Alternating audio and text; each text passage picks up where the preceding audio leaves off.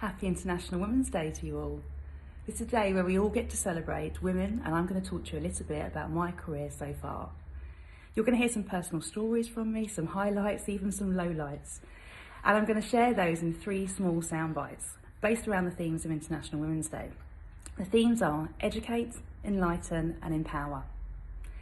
I hope you enjoy the next few videos and me sharing my stories, as people have inspired me all the way throughout my career, and I hope I can inspire you. But if you don't get to watch the next few videos, here are some of the things that I live my life by and my career. My top tip number 1 is always be you. There's only one of you, so be the very best that you can be. Number 2 is be present, live in the moment and look for opportunities. The past is there for us to learn from and the future is ours to create, but look for those opportunities and always be present. And my final one that I love and live every moment by is go mad. Go make a difference, no matter how small, through a random act of kindness or on a large scale, but always keep evolving and making a difference for you and others. So I'm going to talk to you a little bit about my background, I suppose my education, my experiences in life that have got me to my career today. So for me, it all started, I was born in Scotland. I'm technically a Glaswegian, would you believe it or not, but my father's from Cornwall and my mother is from Newcastle, so with a Geordie accent. So I'm not really sure what accent I have at the moment. I think one of the things I would highlight is I think where your strengths come from are probably from your experiences in life, and some of them are positive and some of them aren't so. And in one of my early experiences was actually around quite a bit of trauma. I lost my dad when I was 4, and it was a really sad time for everyone, as you can imagine. My mum was widowed at 28 with 2 young children. But I think the reason I'm sharing this personal story is because it does make you who you are. And I remember being so young and in that whirlwind of such a tragic time, but being the one who probably, being 4, not understanding what's going on, it gave me strength and resilience. And I've really built on that skill now. And when I learned about it, on how I could really bring people together. And, you know, throughout my career, early on, I went out and I was at school, I got good grades, but I chose not to go on to further education. You know, I think losing my dad and having such a disruption of our family, one of my key things that I wanted to achieve was I wanted my own family at a young age. And I did do that, but it didn't stop me having my career. And I think that's one really important point. I remember people saying to me, is it your family or is it your career? And the answer is both. And, you know, before I had my children, I did some, you know, wild things. I decided that I would go travelling. I was a holiday rep for a couple of seasons in Saint-Tropez. Sounds glamorous, but I was on a very low wage, but I had some of the best times in my life.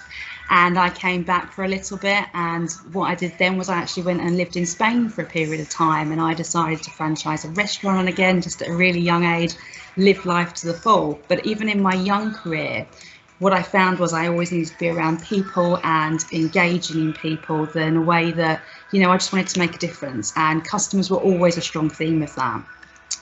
I then had my children. You know, I've been with my husband nearly 25 years, and throughout that I have grown and progressed in my career, and I've worked in a range of roles, always customer centric. I started in contact centres, that's where my heart is, and I love it. And I absolutely chose to have the education, which is the experience of life. And I learned to be a leader and manager, grabbed every opportunity that I could whilst bringing up a young family. And that wasn't always easy. And I think, you know, when I look back at those points, it's tough, you know, and you do have to look out for opportunities, and you do have to do it when you're ready. But I do encourage anyone that, you know, I remember being told that it's one or the other, and it definitely isn't. And I look back now and I'm glad that I did both, and I'm glad that I did them both well.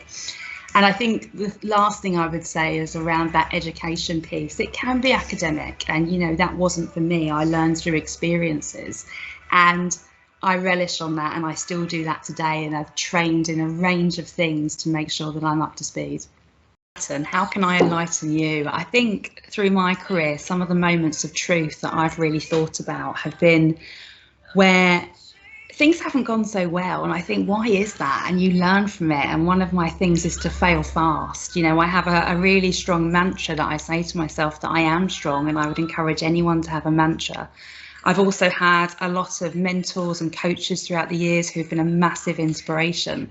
But I also think there's those moments that haven't gone so well. I remember early on in my career, I think I was in the boardroom at about 27. It was so daunting, it was so traditional, and I found myself morphing into the males around me, you know, to the point that I was buying grey trouser suits, and my character was disappearing. And a really great mentor of mine gave me a book, and it's a book that is about peacocks and penguins, and it's, do you want to be one of the penguins in the black and white kind of outfits and morphing in, or do you want to be the peacock and spread your wings?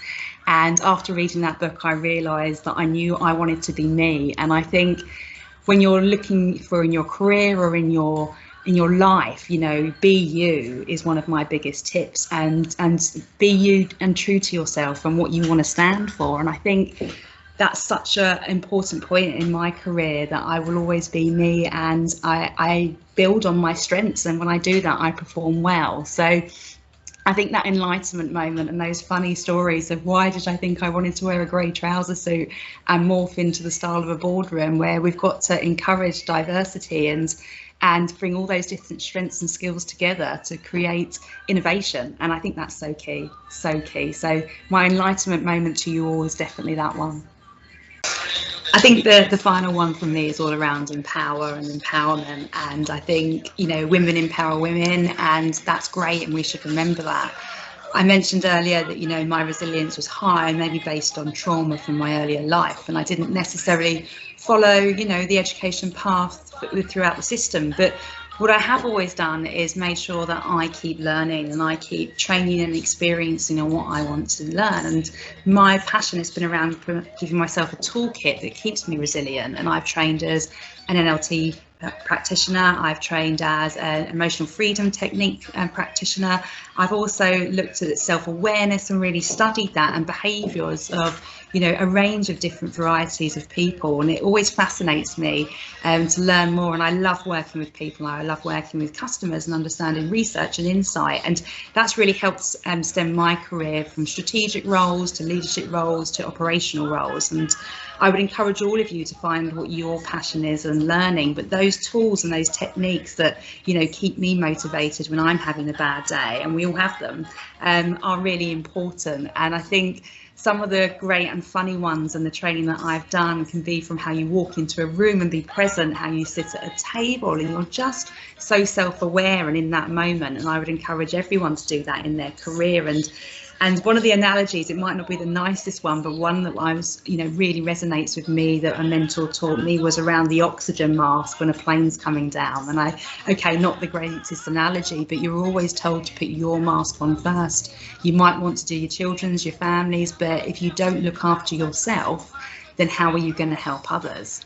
And that's something I always, you know, look to do to keep myself strong, to support myself in my career, lead teams and help others. But you're probably wondering why I've got this behind me, but this has been one of my most favourite and memorable toolkits that I've got, and it is that Wonder Woman piece. You know, it is a power pose, and someone taught me this a while back, that when you're having that moment and you're not sure, you're doubting yourself, an interview, walking into a room, you've got a challenging time at work, even in your home life, just take a moment and take a deep breath and bring on that power pose, because it lifts you and elevates you, and then you walk into that room and you are you. So these are some of my top tips throughout my career. I hope I've inspired you, and I look forward to hearing from others on this great day and celebrating International Women's Day. So thank you for listening.